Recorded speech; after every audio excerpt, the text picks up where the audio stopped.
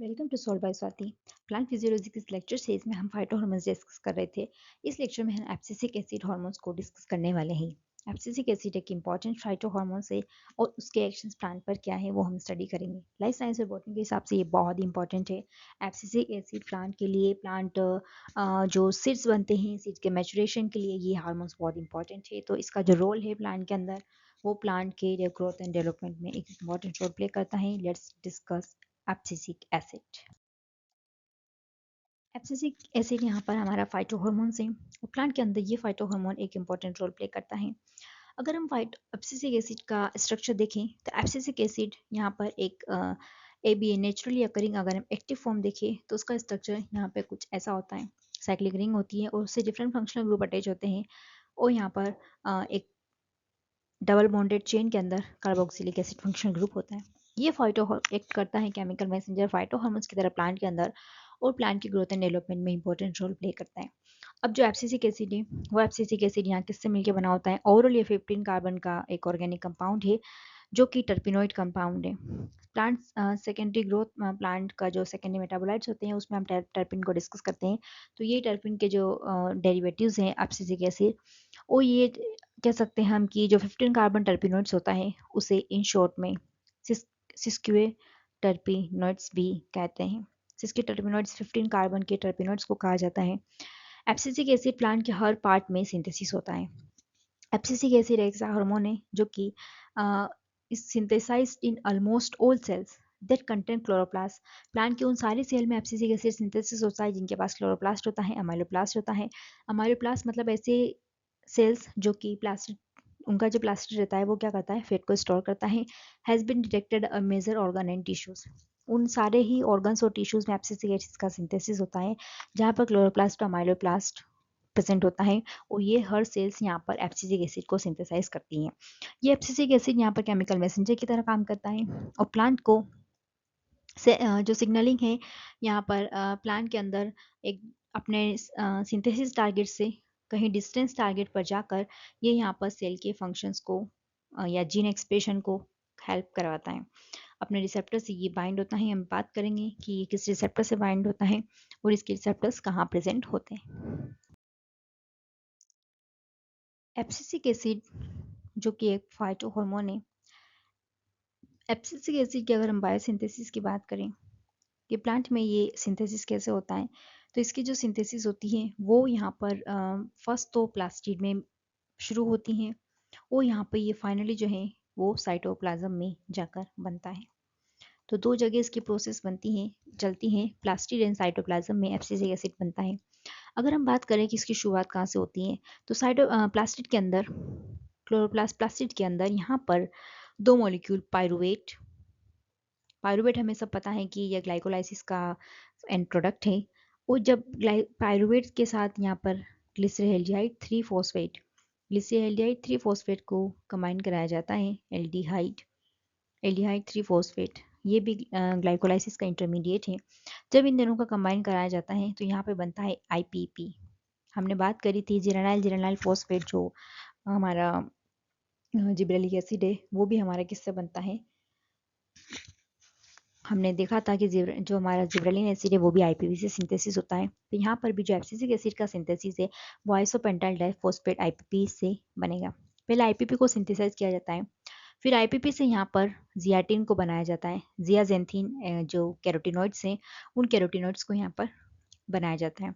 फिर जियाजेंथिन से अगर हम आगे देखें तो ये जियाजेंथिन है, इन आईपीपी की डिफरेंट यूनिट्स को यहाँ पर कंबाइन करके जियाजेंथिन बनाया जाता है जो कि C40 मतलब 40 कार्बन का एक कॉम्प्लेक्स मॉलिक्यूल बनाया जाता है। फिर ये बायोलोजेंथिन में कन्वर्ट होता है और ये बायोलोजेंथिन फाइनली नियोजेंथिन में बनाया जाता है। और यहाँ पे एक एंजाइम होता है इस नियोजेंथिन को कन्वर्ट करने के लिए जेंथोजीन में, वो होता है NCED। ये है 9 सिस इपॉक्सी कैरोटिनॉइड डाइऑक्सीजनेज। NCD एक इंपॉर्टेंट एंजाइम है। अगर हम चाहते हैं कि एब्सिसिक एसिड का सिंथेसिस हो उसके लिए NCED जो एंजाइम है उसका बड़ा इंपॉर्टेंट रोल है। ये epoxy carotenoid dioxygenase enzyme carotenoid abscisic acid synthesis में वेरी इंपॉर्टेंट और एंजाइम है जो कि इस नियोजेंथिन को जेंथोजीन में कन्वर्ट करता है जो कि C15 का एक कॉम्प्लेक्स ऑर्गेनिक कंपाउंड है। फिर ये एबीए जो है वो एल्डिहाइड फॉर्म में से ले जाया जाता है और फाइनली यहाँ पर साइटोप्लाज्म में एब्सिसिक एसिड बनता है जो कि C15 कार्बन का सिस्क्यू टर्पिनॉइड है जो कि साइटोप्लाज्म में बनता है और बनता है ये किसके प्रिकर्सर से। इसके जो प्रिकर्सर की अगर हम बात करें तो प्रिकर्सर हमारे हो गए पायरुवेट एंड ग्लिसरॉल 3-फॉस्फेट। ये दो मॉलिक्यूल यहाँ पर एब्सिसिक एसिड के प्रिकर्सर की तरह काम करते हैं। पायरुवेट एंड ग्लिसरॉल 3-फॉस्फेट दोनों ही, पायरुवेट यहाँ पर 2 कार्बन का मॉलिक्यूल है और ग्लिसरॉल यहाँ पे 3 कार्बन के मॉलिक्यूल है और ओवरऑल ये 5 कार्बन का आईपीपी बनाते हैं और फर्दर ये 5 कार्बन के आरबीपी यहाँ पर C14 जियोजेंथिन का फॉर्मेशन करते हैं।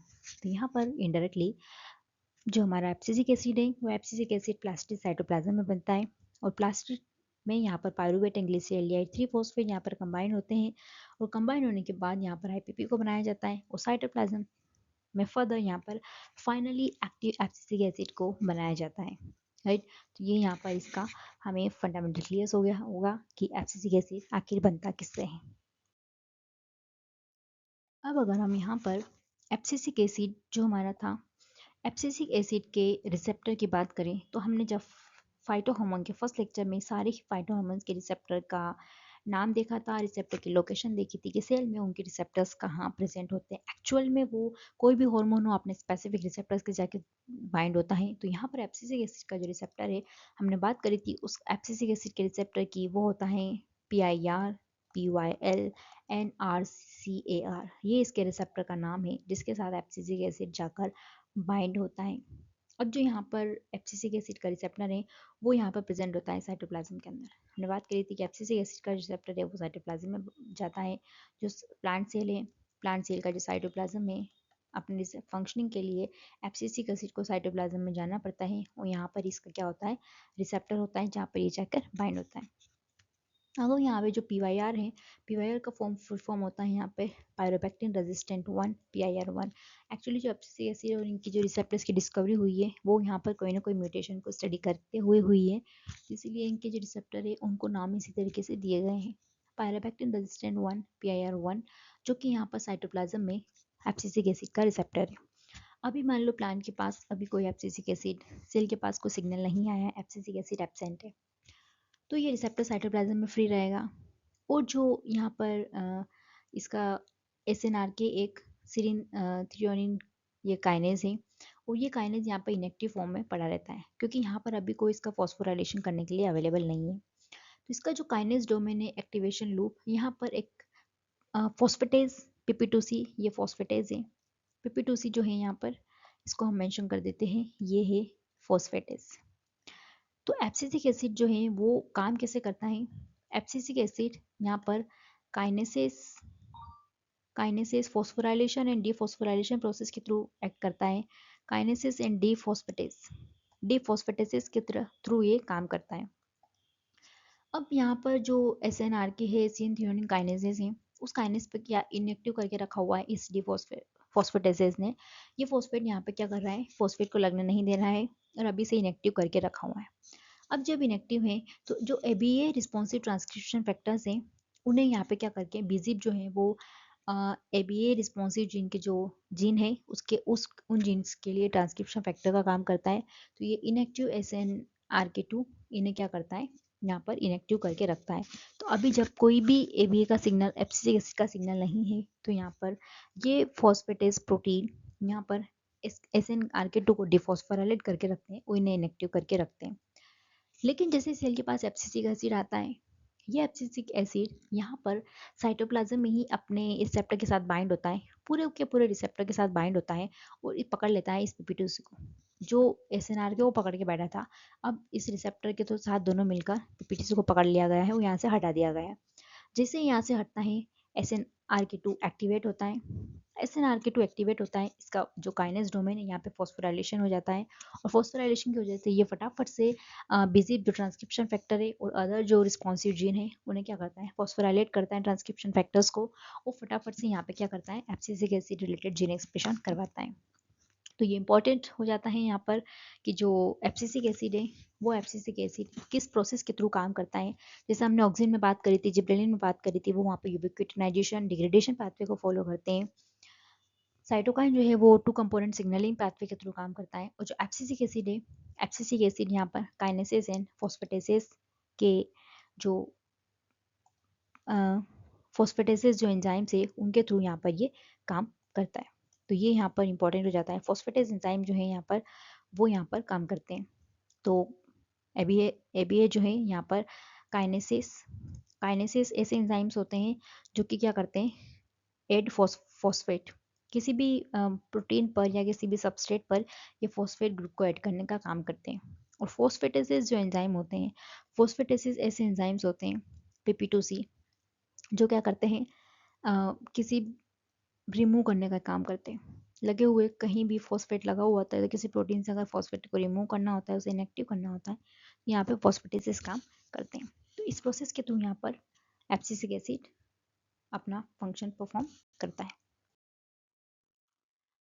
अब जो एब्सिसिक एसिड है, एब्सिसिक एसिड बहुत सारी कंडीशंस में अदर जो फाइटो हार्मोन से मेनली जिब्रेलिक एसिड उसके साथ ये एंटागोनिस्टिक वे में काम करता है, मतलब एक नेगेटिव उल्टा इफेक्ट शो करता है। यहाँ पर अगर हम फिगर में देखें, जो हमारा ये फिगर है राइट, तो फिगर में देखें तो अगर मान लो एब्सिसिक एसिड का अमाउंट यहाँ पर अभी ज़्यादा है, तो एब्सिसिक एसिड जो है वो सीड के अंदर, जब ये हमारा प्लांट है राइट, इस प्लांट से जब सीड्स बनते हैं यहाँ पर, ठीक है, ये सीड्स हैं, ये सीड्स क्या हो जाते हैं, जब हम कहते हैं कि सीड्स पक गए हैं तो यहाँ पे क्या होते हैं, इन सीड्स को क्या करते हैं, सीड्स को मेचुरेशन का काम करते हैं, ठीक है। ये सीड्स यहाँ पर अभी अगर सोइल पे गिर भी जाए तो ये क्या करता है, ग्रो नहीं करेगा, जर्मिनेट नहीं करेगा, इस सेल को मैचुरेशन का काम और डोरमेंसी लाने का काम यहाँ पे एब्सिसिक एसिड करता है। एब्सिसिक एसिड से डोरमेंसी के लिए एक इंपॉर्टेंट रोल प्ले करता है, सारी एक्टिविटीज़ को ये बंद करके रखता है ताकि सेल क्या रहे, डोरमेंसी में रहे, सीड जो है वो डोरमेंसी में रहे।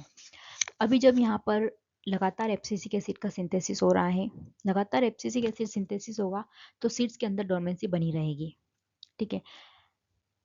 लगातार एब्सिसिक एसिड बना हुआ है तो यहाँ पर डोरमेंट कंडीशन सीड की बनी हुई है, लेकिन जैसे ही टेम्परेचर, सीड्स को टेम्परेचर अच्छा मिलता है, लाइट अच्छी मिलती है, पानी अच्छा मिलता है, तो फिर क्या करता है, सीड चाहता है कि मैं क्या हो जाऊँ, जर्मिनेट हो जाऊँ, वो अपनी फेवरेबल कंडीशंस देखता है, वो सीड फिर यहाँ पे क्या करता है, लाइट चाहे हो, लाइट को ही सेंसिटाइज होता है, लाइट के प्रति, टेम्परेचर के प्रति सेंसिटाइज होता है, और इस कंडीशन में यहाँ पर फिर प्लांट सीड्स के अंदर क्या होता है, धीरे धीरे एब्सिसिक एसिड को डिग्रेड किया जाता है, एब्सिसिक एसिड का सिंथेसिस को कम कर दिया जाता है, और फिर यहाँ पे सिंथेसिस होता है किसका, जिब्रेलिक एसिड्स का। तो उन सीड्स के अंदर जिब्रेलिक एसिड की जैसे ही क्वांटिटी बढ़ने लगती है, लाइट टेम्परेचर इफेक्ट्स की वजह से, इन्वायरमेंटल फैक्टर्स की वजह से, तो फिर सीड्स से क्या हो जाती है, डोरमेंसी ब्रेक हो जाती है। डोरमेंसी ब्रेक का मतलब कि अब ये जो सीड्स है वो अब क्या है, जर्मिनेशन के लिए रेडी है, ठीक है, अब ये क्या है, जर्मिनेशन के लिए रेडी है। अब यहाँ पर जो सीड्स जर्मिनेशन के लिए रेडी हो जाता है उसके अंदर लगातार यहाँ पर जिब्रेलिक एसिड को सिंथेसाइज किया जाता है और एब्सिसिक एसिड को क्या किया जाता है, डिग्रेड किया जाता है। जिब्रेलिक एसिड जो है वो डिफरेंट सिग्नलिंग में काम करवाता है, तो जो डोरमेंसी थी उसे यहाँ पर नॉन डोरमेंट स्टेट में जाता है और फिर यहाँ पर जर्मिनेशन का काम करवाता है। जब भी यहाँ पर टेम्परेचर सही साथ नहीं है, ठीक है, सीड को लगता है कि टाइम कंडीशन सही नहीं है, फेवरेबल कंडीशन नहीं है जर्मिनेशन के लिए, तो फिर यहाँ पर उसे जर्मिनेट नहीं कराया जाता है। तो यहाँ पे कैसे सिग्नल को परसेप किया जा रहा है, फिर कैसे दोनों ही सिग्नल एब्सिसिक एसिड और जिब्रेलिक एसिड कैसे दोनों अपोजिट वे में काम करते हैं, इंटीग्रेट करते हैं और यहाँ पे डिफरेंट रिस्पॉन्स को लाते हैं।